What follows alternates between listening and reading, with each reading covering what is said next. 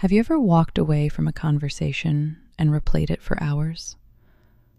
Not because of what they said, because of what you explained.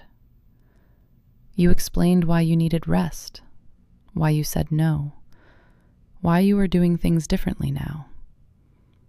And the more you explained, the less they respected it. You become unforgettable the moment you stop explaining yourself. Not when you become louder, when you finally trust your own decision without needing them to approve it. There is a name for what you do. In psychology, they call it JADE. Justify, argue, defend, explain. It is not a personality flaw. If you had to over-explain to be understood when you were younger, your nervous system learned that safety comes from making others understand you. So you don't explain to be nice. You explain because a part of you still believes that if they don't get it, you will lose connection. That is why it feels so exhausting. It is not just words. It is your body trying to stay safe. This usually comes from 3 places. 1, you confuse being understood with being loved. So you keep adding details, hoping that if you give them the perfect reason, they will finally accept your boundary. People who respect you don't need a 5-paragraph essay for your no, and people who don't respect you will never be satisfied with one. 2, you were taught that being good means being agreeable. So you apologize more, you hedge, you say, sorry, it's just because. Research on communication shows that when you speak like this, people actually see you as less confident, even when you are more competent. Your long explanation makes people respect you less, not more. That is not your fault, but it is a pattern you can unlearn. 3, you don't fully trust your own decision yet, so you keep talking, hoping that if you say it loud enough to them, you will finally believe it yourself.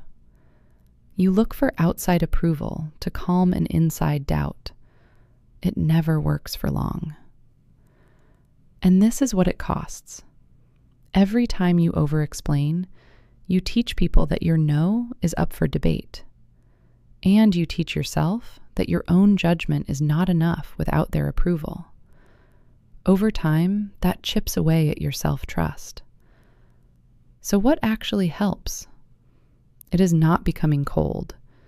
It is becoming clear. The first change is this. Make your boundary 1 sentence.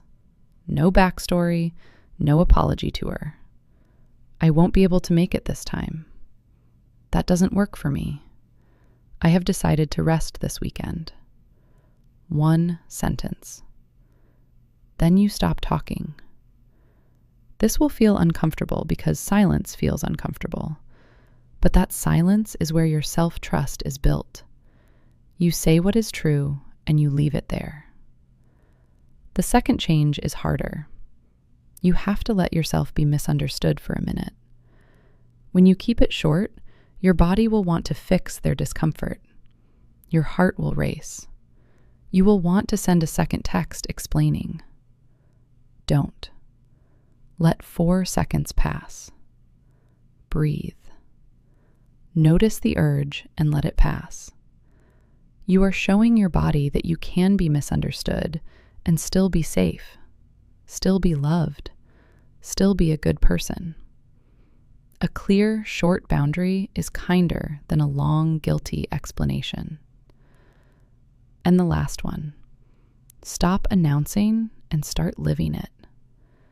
We don't build trust in ourselves by talking about who we want to be. We build it by watching ourselves do it. You don't need to announce your new routine. You don't need to explain your discipline. Just do it. Quietly. Consistently. Let people notice the change before they hear the plan. The person who is always explaining the glow up never actually changes. The person who is living it doesn't have time to explain it. So tonight, try something real.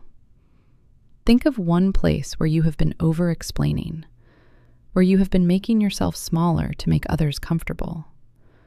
Write down what you usually say, the long version, and then underneath, write the one-sentence version, the version where you trust yourself. No apology. Read that one-sentence version out loud. Notice how it feels in your body. Uncomfortable, but honest. You don't need more permission to trust your own no. You are allowed to be private. You are allowed to be decisive. And you are allowed to let your life speak for itself. Take that one sentence with you tonight. Let it be enough.